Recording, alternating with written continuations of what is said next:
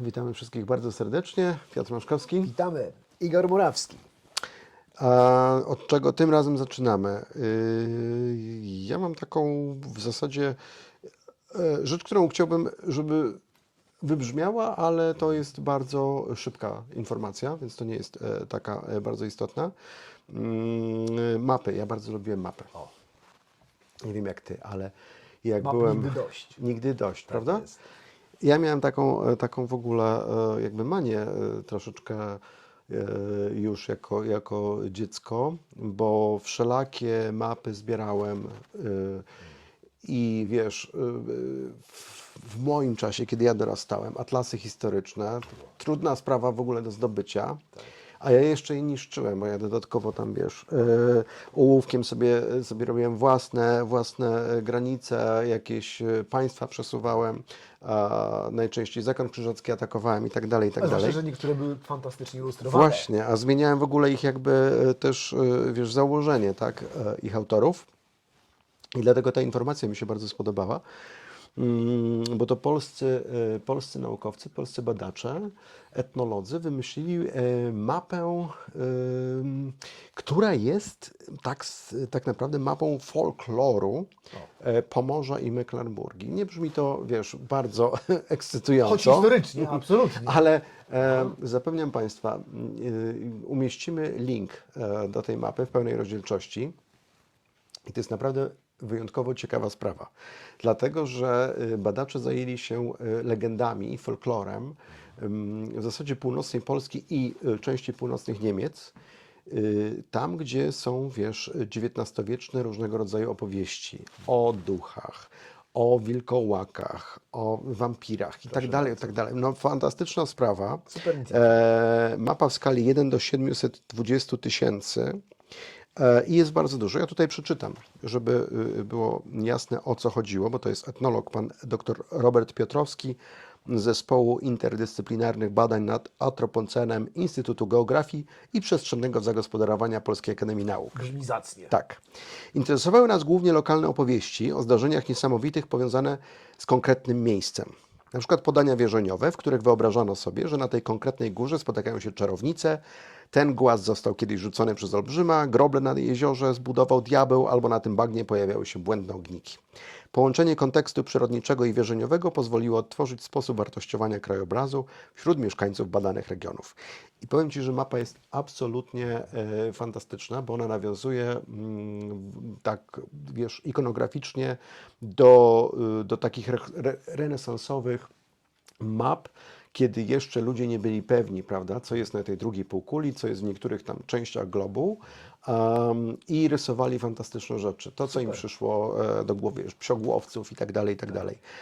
I ta mapa jest w tej stylistyce utrzymana. Jedyne, czego mi brakuje w legendzie, bo tej mapy w opisie są oczywiście właśnie te wspomniane duchy, czarownice, miejsca spotkań i tak dalej. Natomiast brakuje mi legend o ukrytych skarbach. Tego pełno było, prawda, w XIX wieku i ten teren zwłaszcza jest bardzo bogaty. Jasne. Także tego mi brakuje, ale generalnie bardzo, bardzo gorąco polecam, żeby się Państwo przyjrzeli tej właśnie mapie. Sam jestem ciekawy tych ilustracji, które dołączymy, Tak, żeby sobie wyobrazić generalnie, jak to wyglądało. Ja tylko dodam, że na Dolnym Śląsku chyba, jeżeli chodzi o Karkonosze, powstał również album inspirowany lokalnymi legendami. I niestety nie w formie mapy, natomiast w formie fantastycznych ilustracji. Wiem, że to było na którymś również z serwisów, które miały na celu wspomagać autora. Karkonosze, i tak. to był absolutny hit. Zdecydowanie tam Także- też jest ten rejon, który żyje. tak. Oby więcej takich inicjatyw. Tak czy inaczej. Absolutnie, absolutnie. Więc cóż, no, bardzo fajna inicjatywa. Może teraz przejdźmy klasycznie Dobra. z takim odkryciem tuneli. Relatywnie niedawno. To prawdopodobnie był koniec grudnia, kiedy w Pałacu Sforsów w Mediolanie przeprowadzono bardzo fajną inicjatywę. Generalnie to jest taka wspólna inicjatywa charakterystyczna dla wielu obiektów historycznych, ale chcących troszeczkę wejść w erę cyfrową, a mianowicie mające badania na celu odtworzenie cyfrowego obrazu danego zabytku, danego obiektu. To jest dość znane, fajne. I przy okazji, oprócz tej trójwymiarowości, oprócz tego skaningu laserowego, który jest tym narzędziem głównym do tego, żeby pokazać te znane struktury, ale również dzięki niezwykłej szczegółowości, również te nieznane i dzięki takim badaniom rzeczywiście wiele się udaje szczegółów, szczególików doprecyzowywać, pokazywać, otwierać nowe drogi do badań, ale przy okazji tych badań ze skaningiem laserowym przeprowadzono badania georadarowe. I oczywiście, jak to z każdym pałacem, nie tylko u nas, ale również pewnie w każdym możliwym miejscu, przeprowadzono również badania prozaiczne, georadarowe. No i cóż, no i oczywiście, jeżeli były legendy o podziemiach, o przejściach, o tunelach, okazało się, że one rzeczywiście istnieją. Przynajmniej w obrazie georadarowym. I to jest o tyle ciekawe, że to się udało raz potwierdzić pewien przekaz, pewną legendę, a smaczku dodaje do tego przede wszystkim to, że oprócz słynnych fresków, które malował w XV wieku jeszcze, oczywiście Leonardo da Vinci, również był autorem projektu tychże przejść i tuneli. Czyli... Także fajnie. Fajna historia. Ciekaw jestem, kiedy tutaj badacze zdecydują się już na fizyczną próbę potwierdzenia tej historii. No cóż, no tutaj po raz kolejny georadar pokazał fajną funkcję i fajne przeznaczenie. Tak? Okej, bo tu mnie trochę zaskoczyłeś, bo ja nie to, że słyszałem, bo gdzieś mi się to obiło. To zdaje się, że to było pod powierzchnią, prawda? Tuż pod powierzchnią. Jakoś to było płytko w miarę. Relatywnie płytko. I to jest, georadar jest absolutnie I to jeszcze była taka sprawa, że bo tych szkiców różnego rodzaju architektonicznych oczywiście Leonardo na pewno zrobił bardzo wiele. I na szczęście wiele z nich pamiętamy. pozostało. Tak, ale też nie można było zidentyfikować, czyli prawdopodobnie to jest właśnie to, to fajne Czyli bardzo. fajna możliwość jakby weryfikacji jakby tej terenowej w zestawieniu z materiałami archiwalnymi i to mówię, nie byle jakimi, bo autorstwa samego Leonarda. No i to jest też fajne, bo to jest też takie na granicy tych tajemnic, bo wielu badaczy współczesnych, mniej lub bardziej poważnych, ale często się mówi o tym, że Leonardo kodował, prawda, pewne informacje w swoich obrazach i to być może to są takie akcje. Tam też z tego co pamiętam było sporo takich teorii na pograniczu, teorii spiskowych i oczywiście legend, mitów wyolbrzymianych i tak dalej. Natomiast tu się udało w sposób naukowy. Bardzo lubię wszystkie informacje związane z Leonardem, to zawsze jest akcja. To zostając pod ziemią, słuchaj, to jest taka informacja, która jakby krąży w tej chwili na zasadzie trochę głuchego telefonu, czyli po prostu wiesz, gdzieś jest przekazana, ale ktoś już tam kolejny powtarza ją trochę w inny sposób i tak dalej. Mianowicie bardzo sensacyjnie brzmiące doniesienia, że w Iranie odkryto podziemne miasto. Tak, starożytne podziemne miasto i ona w tej chwili, w tej formie ta informacja zatacza kręgi. Natomiast faktem jest, bo sobie dokładnie sprawdziłem, o co chodzi, i to jest miasto Abarkuch w środkowym Iranie. I faktycznie odkryto.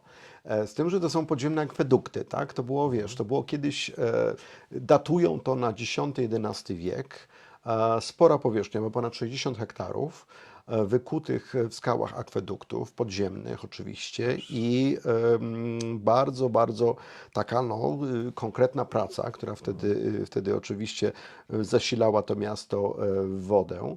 Natomiast z czasem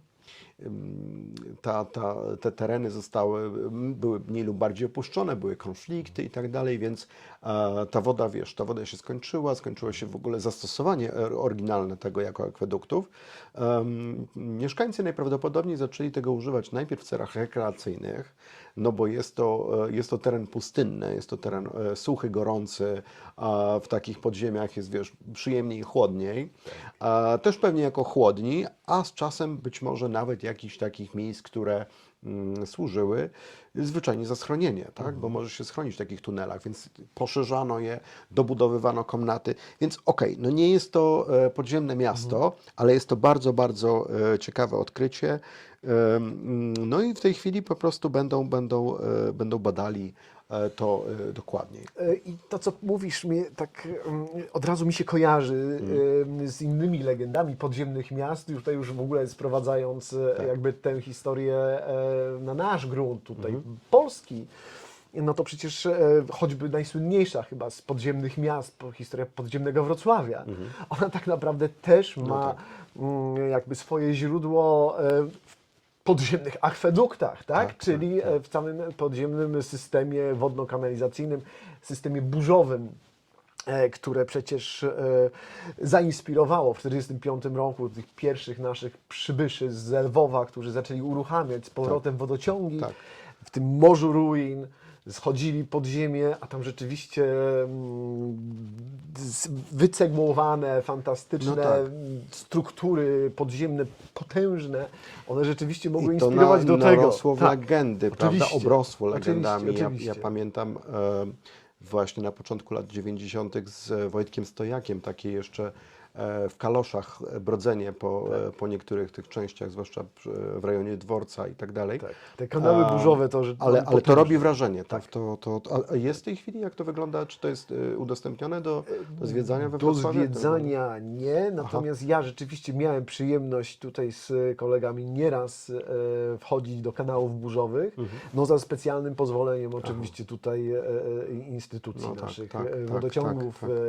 No może kiedyś kanalizacji. Wrocław część tych podziemi by udostępnił. Co ciekawe, one wciąż są w użytku. Wrocław ma właściwie kilkaset kilometrów starych linii wodociągowych, kanałów burzowych, które są wciąż wykorzystywane, budowanych na przełomie XIX-XX wieku z tą manierą, z tą taką niebywałą, mimo że tego nie było widać, przecież z Super tą sprawa. niebywałą taką smaczkiem architektonicznym, absolutnie. I Sprawa. to niestety nie jest udostępnione dla wszystkich. Tak. Natomiast no, zawsze warto choćby na zdjęciach popodziwiać, bo to rzeczywiście jest to takie podziemne miasto, które dało nam inspirację super. do... Chociaż powiedzmy sobie tego, no, podziemnego miasta nie ma, tak? W Wrocławiu, także... Chociaż dobra, nie zamykajmy nie tego burzymy tematu, tutaj legendy, oczywiście. absolutnie.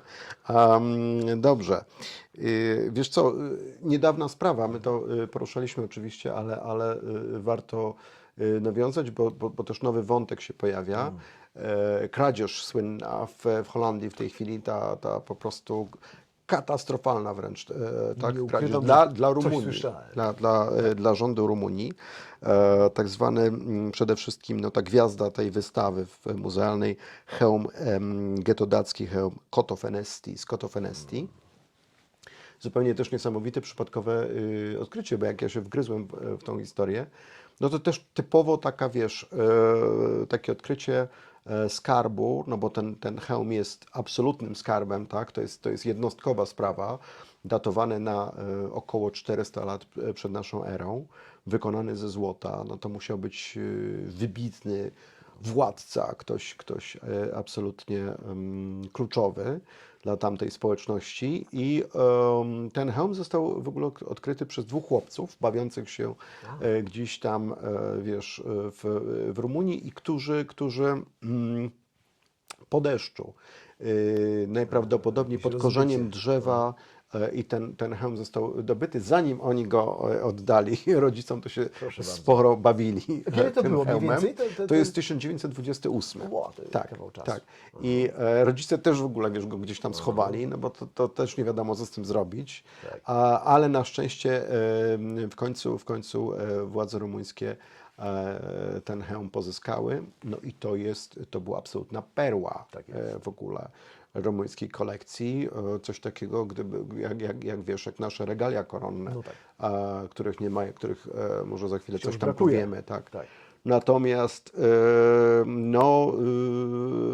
fatalna sprawa. Tu odsyłamy do artykułu na naszej stronie, jeżeli chcecie Państwo poznać szczegóły tego włamania z użyciem, prawda, takie klasyczne włamanie, gang, z użyciem nawet materiałów wybuchowych.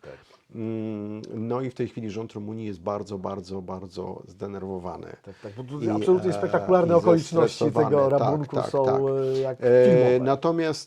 Natomiast tam się pojawiają takie w doniesieniach medialnych informacje, że rząd Rumunii i rząd Holandii też się obawiają, że on zostanie przetopiony, ten hełm, bo tam jeszcze 3 bodajże bransolety złote z tego okresu skradziono, że to wszystko zostanie przetopione.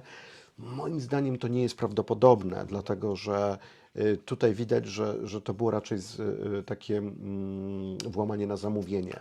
Oni wiedzieli, po co tam idą. Wiesz, trudno wycenić, tak, taki zabytek, to jest raczej niewycenialne, to by się musiało pojawić na jakiejś aukcji międzynarodowej, żeby można było jakąś tam kwotę na to nałożyć, no ale wydaje mi się, że jakiś... Ktoś bardzo chciał mieć. Ktoś bardzo, bardzo chciał mieć i te pewnie kilka milionów mógł zaoferować za tego typu działanie. Dlatego ja bym się nie przejmował tym, że on raczej zostanie zniszczony. A raczej nie, chyba że złodzieje nie będą mieli wyjścia, bo to też są tego typu historie. Czasami się to zdarza, że żeby uniknąć pewnie złapania, dochodzi do zniszczenia. Ale tutaj, mówię, doszedł taki dodatkowy wątek, dlatego że bogaty przedsiębiorca holenderski, który ma biuro w Bukareszcie, on był wzburzony tym bardzo, no i poczuł się źle z tym, że Holandia tak źle zabezpieczyła jego zdaniem, że zaoferował 100 tysięcy w tej chwili ta nagroda wynosi, też ma ulec euro 100 tysięcy euro ma ulec, może zostanie zwiększona. Także zobaczymy, będziemy śledzić, bo to jest... Trzymamy też kciuki to jest za niesamowite. Interpol chyba, nie? Tak, Bo tak, także tak, tutaj tak, chyba tak. cała akcja, wszystkie policje. Szybka aktualizacja. Policja holenderska podała właśnie komunikat, że złapano 3 złodziei, są na tropie 4, więc jest szansa na odzyskanie skradzionych zabytków. Dokładnie. Chcą Dokładnie. jednak chyba... Ja tutaj wspomniałem przy okazji o tych regaliach. Może przypomnij tą sytuację, bo to też jest niedawna sprawa, prawda, z tym odkryciem. Tu sprawa była dość szeroko omawiana i komentowana na początku roku, ale rzeczywiście... I to też na naszej stronie jest... Tak, jest tak. obszerny artykuł, także też odsyłamy. My nie będziemy chyba w szczegóły się wdawać. Chodzi o grobowe insygnia królewskie Jagiellonów. No, fantastyczna sprawa. Tak. Bardzo się wszyscy cieszymy, że to zostało wreszcie odnalezione. Tutaj ta cała historia jest dość zawiła, ale też nie pozbawiona kontrowersji oczywiście. No ze względu właśnie na... te kontrowersje, może o nich wspomnijmy, bo tam pamiętam była, my to mieliśmy, w zasadzie opublikowaliśmy artykuł w momencie, kiedy dostaliśmy informację o tym to właściwie odkryciu. kilka godzin Tak, po. natomiast tam jest ta kwestia tego odkrywcy, prawda? To było dosyć takie kontrowersyjne, Tak bo jest. on jakby wynika z tego wszystkiego, że ten oryginalny odkrywca, to już jest lata temu odnalezione i on próbował, jeżeli dobrze zrozumiałem, Ministerstwo Kultury litewskie przekonać do tego... On był cały czas jakby głównym inspiratorem, Tak. jakby taki spiritus movens całego odkrycia. Takim człowiek, który podobny nam tak naprawdę, wiesz, który prawdopodobnie żył całą historią, w związku z tym, że miał trop, dobry trop i właściwie materiały i archiwalne, i przekazy przecież świadka, drążył temat, a w związku z tym, że był chyba przewodnikiem, z tego co pamiętam, w katedrze wileńskiej, więc jakby miał do tego dostęp, próbował i władze państwowe, i władze metropolitalne generalnie, i kościelne przede wszystkim zainteresować. Z kontekstu wynika, że to średnio szło. To znaczy, że jego pasja i jego przekonanie o tym, że jest blisko, były dość spychane na boczny tor i raczej jak to zwykle bywa w takich sytuacjach, te osoby prywatne są dość ignorowane w takich historiach. Natomiast rzeczywiście chyba zdesperowany samodzielnie przeprowadził pewne badanie, może i na poły inwazyjne i może i na poły niekoniecznie legalne, chociaż trudno mi sobie wyobrazić, żeby w katedrze wileńskiej takie nielegalne i poza oczami w ogóle raczej na pewno nie, włodarzy katedry przeprowadzić, więc z jakąś to z jakimś pozwoleństwem to musiało przecież Tak. nastąpić. Z całą pewnością. Natomiast tutaj szczegóły są wciąż ustalane, tutaj nie chcemy zabierać w ogóle Jasne. ani stawać Jasne. po czyjejkolwiek stronie. Natomiast na konferencji prasowej, która w fantastyczny sposób ujawniła nam to odkrycie i które rzeczywiście jest fizyczne i jest absolutnie spektakularne, no niestety o tym człowieku nie było ani słowa. No tak. Później się pojawiały w doniesieniach medialnych i jego już wystąpieniach no, pewne wzmianki, natomiast jakby i władze, i ministerstwo, i ci, którzy zarządzają jakby tą informacją, no skrzętnie człowieka spychają na absolutnie boczny tor. Śledzimy też jego przecież profil. No tak. I myślę, że to warto generalnie będzie śledzić całą tą sprawę, bo to jeszcze, wiesz, Ona jest bardzo wielowątkowa. Ja myślę, że możemy zrobić, zresztą planowaliśmy to zrobić, Jak się taki dodatkowo- oddzielny, pośledzimy być i może się dajmy uda. chwilę Dobrze, czasu jasne. tematowi, ale sygnalizujemy bardzo fajny temat, Jasne, warto jasne, go śledzić. jasne. Będziemy także to robić. Absolutnie. Tutaj może troszkę cofnę się w historii i moi kochani Celtowie tutaj jakby z przytupem wiadą, z przytupem prawdziwym, tak. Proszę. Ale tu połączę coś, co Ty lubisz też, bo jedno z takich najciekawszych odkryć najnowszych to jest odkrycie, do którego doszło na lotnisku RAF-u. Czyli, wiesz, lotnisku, tak, Królewskich Sił Powietrznych Wielkiej Brytanii. I to jest też dodatkowo fantastyczna sprawa z punktu widzenia takiego eksploracyjnego, bo pamiętasz, my jeszcze nie robiliśmy tego programu, ale my też czasami współpracowaliśmy na przykład z tą fundacją Waterloo Uncovered, prawda? Tak jest. I to jest fantastyczna sprawa, dlatego że Waterloo Uncovered to jest fundacja, która bada słynne pole bitwy pod Waterloo z 1815 roku, ale zaprasza do tego działania najczęściej weteranów i też żołnierzy, którzy odnieśli jakieś kontuzje, osoby chore i tak dalej. I oni działają w tych badaniach archeologicznych. To jest niesamowite. I tutaj jest podobna sytuacja. To się wojskowo w ogóle nazywa Operation Nightingale, prawda? I to jest też taka fajna sprawa, z tym, że to jest prowadzone przez Ministerstwo już Obrony Narodowej. Czyli rządowy jakby projekt badawczy, nie jakaś fundacja, ale zaproszeni są właśnie weterani do tego. I słuchaj, ta baza w ogóle RAF-u znajduje się na wyspie Anglesey, to jest Walia, północno-zachodnia Walia, a ta wyspa Anglesey kiedyś w czasach celtyckich nazywała się Mona. I Mona jest, no dasz, tak, piesek kochany, ale Mona jest po prostu, była w tamtym czasie uważana, zresztą Juliusz Cezar o tym pisał, za takie miejsce centralne dla druidów, dla tego całego kultu celtyckiego, wokół którego się w zasadzie cała religia celtycka obracała. I w końcu Rzymianie podbijają, to jest bardzo obrazowe, ja myślę, że to też zasługuje w ogóle na odrębny odcinek, nie dlatego tylko, że lubię Celtów bardzo, ale jest to historia naprawdę fantastyczna, bo jest bardzo taki obrazowy opis tego, jak z jednej strony wiesz, tej cieśniny po prostu stoją rzymscy legioniści, z drugiej strony druidowie starają się w ogóle ich odstraszyć różnego rodzaju rytuałami i tak dalej, sposobami. I ci żołnierze rzeczywiście w pewnym momencie nie wiedzą, co robić. Wreszcie ich motywuje, jak to zwykle, rzymski wódz. No i generalnie historia Mony jest taka, że Rzymianie zdobywają, niszczą te gaje druidów, druidyczne, czyli te dębowe gaje, te różnego rodzaju sanktuaria. I w zasadzie, wiesz, niewiele po prostu wiemy, bo problem, jak pamiętasz, z Celtami polega na tym, że tych źródeł pisanych praktycznie nie ma.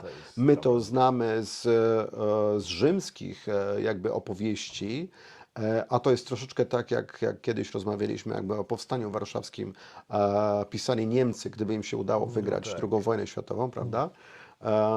Prędzej czy później jacyś historycy by się tam znaleźli, ale mało tych źródeł by mieli, tych naprawdę wartościowych, wiarygodnych źródeł. W każdym bądź razie niewiele po tej Monie pozostało, dlatego że to nie były też struktury kamienne najczęściej, to były właśnie gaje, to były jakieś miejsca kultowe, ofiarne i ten. Natomiast w roku 1940 w tejże właśnie bazie wojskowej RAF-u ona zostaje poszerzona, jest próba poszerzenia dla bombowców amerykańskich, które startują stamtąd, między innymi do okupowanej przez Niemców Europy i tak dalej. Częściowo wydobywa się ziemię z małego jeziorka. I okazało się, że w tej ziemi po prostu zaczęli znajdować, wiesz, całą masę artefaktów. Fantastyczne w ogóle rzeczy. I to wiesz, tutaj jest chwała Anglikom przede wszystkim, świadomości ich, no bo mamy wojnę, ich miasta są bombardowane, a tu wiesz, jakieś żelastwo wyciągasz, prawda, po prostu z jakiegoś bagna i tak dalej. A trzeba się śpieszyć, bo to bombowce trzeba przygotować. Także to na pewno było niesamowite, ale mieli tę świadomość i ponad 200 artefaktów zostało ocalonych. Bardzo ciekawe, niektóre są w Muzeum Walii, w Narodowym Muzeum Walii w Cardiff. Na przykład łańcuch, dla niewolników, którym można było połączyć 5 niewolników naraz. Wiesz, takie też straszne trochę rzeczy, pokazujące, że może nie do końca to, co Cezar pisał i niektórzy inni rzymscy kronikarze było nieprawdą, bo tam były mowa o między innymi ofiarach ludzi składanych i tak dalej. Tutaj nie ma jakby tego śladu, ale widać, że wiesz, coś może być rzeczy. Masa broni, masa różnego rodzaju takich fragmentów naczyń i tak dalej. Cała masa fantastycznych artefaktów została wtedy znaleziona. No i sądzono, że to wszystko. Teraz była nowa szansa, ponieważ robiono znowu prace jakieś, wiesz, konstrukcyjne na terenie tej bazy RAF-u. Zaproszono tych weteranów Operation Nightingale i znajdują między innymi elementy rydwanu celtyckiego, wiesz, fragmenty uzdy końskiej. No naprawdę fantastyczna sprawa, fantastyczne odkrycie, jakby nawiązujące do tego z roku 1940, ale też jakby wciąż no, pogłębiające naszą wiedzę o takiej bardzo mrocznej i tajemniczej stronie kultury celtyckiej. I tu wybacz mi próbę podkoloryzowania tego, ale od razu mi się kojarzy to, gdyby to byli naziści. Aha. I tutaj mówisz o mocy, mówisz o druidach, mówisz o magii tak naprawdę, która jest nam zupełnie nieznana, chociaż wyobrażenia o niej pobudzają naszą wyobraźnię. Absolutnie. Jeszcze jest operacja wojskowa, zainteresowanie w roku 40, mimo że Absolutnie. jest wojna jest to i niesamowite. trzeba jakby tutaj działać jakby Jest to w niesamowite teraźniejszości. Fantastyczna historia. Ja bym nie chciał tutaj brnąć w wyobraźnię dalej, ale jako nawet scenariusz taki już fantastyczny. Zgadzam się absolutnie rewelacja. i też wydaje mi się, że tutaj tu trzeba faktycznie oddać hołd temu angielskiemu podejściu, tej archeologii, która już była na tyle dojrzała, prawda? Bo ja jestem przekonany, że wiesz, nawet gdyby do takiego odkrycia doszło na terenie Niemiec i byłaby to kultura germańska i tak to dalej. chłopaki Himmlera. To może, ale Anglicy by wciąż było, by robili dobrą był robotę, cyk. wciąż by robili dobrą robotę archeologiczną. O tym jestem przekonany. Natomiast jestem bardzo ciekawy, co jeszcze na Monie będzie do odkrycia. Tak jest. Dziękuję Ci, Piotrze, za dzisiaj bardzo serdecznie. Dziękuję, Igor. Dziękujemy Państwu. Do zobaczenia. Do zobaczenia.